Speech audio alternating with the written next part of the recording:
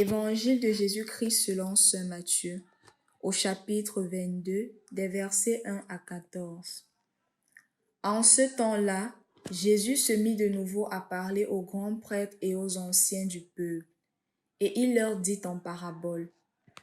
Le royaume des cieux est comparable à un roi qui célébra les noces de son fils. Il envoya ses serviteurs appeler à la noce les invités, mais ceux-ci ne voulaient pas venir. Il envoya encore d'autres serviteurs dire aux invités, « Voilà, j'ai préparé mon banquet, mes bœufs et mes bêtes grasses sont égorgés. Tout est prêt, venez à la noce. » Mais ils n'en tinrent aucun compte et s'en allèrent l'un à son champ, l'autre à son commerce. Les autres empoignèrent les serviteurs, les maltraitèrent et les tuèrent. Le roi se mit en colère. Il envoya ses troupes, fit périr les meurtriers et incendia leur ville.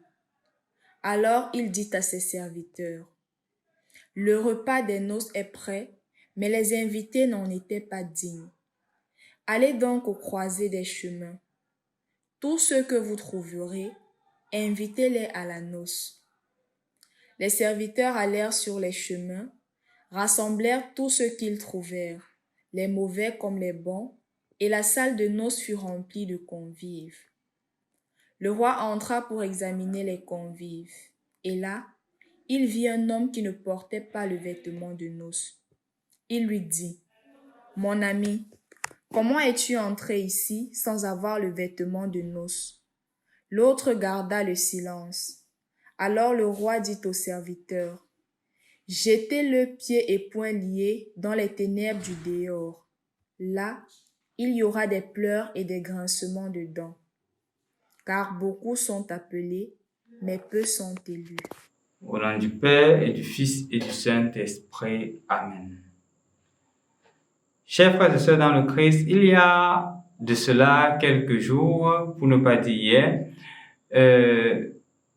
un de nos auditeurs m'a appelé et il m'a fait comprendre que l'évangile sur la richesse dont il était question est trop exigeante parce que ça l'a mis un peu en difficulté dans la mesure où chaque année, me disait-il, il organise ses anniversaires pour ses enfants. L'année passée, les enfants ont eu les examens officiels. Il a organisé une fête pour les examens officiels. Un autre a eu les sacrements. Il a organisé la fête. Et à m'écouter, il se disait que mais ça ne sert plus à rien. Il s'est senti jugé au fond de lui-même. Et je crois que cela tombe à pic avec l'évangile que nous avons écouté aujourd'hui. Pourquoi? Tout simplement parce que il n'est pas question de refuser les fêtes. On voit clairement à travers la parabole que Jésus nous présente aujourd'hui que Dieu aime la fête. Il organise des banquets. Et justement, la fête est bonne. Pourquoi? Parce qu'elle crée de la joie. Elle crée justement un sentiment de gaieté dans l'homme et dans la personne. Et Dieu encourage la fête. C'est pour cela justement que même quand les gens ne veulent pas venir, Dieu va chercher les plus petits. Dieu va chercher ceux qui ne t'aient même pas invité au préalable. Pourquoi? Parce qu'il veut que les gens soient à la fête. Les gens doivent être à la fête. Mais en prenant l'image de la fête ici, remarquez que dans la fête, ce n'est pas le libertinage. Même la fête est ordonnée.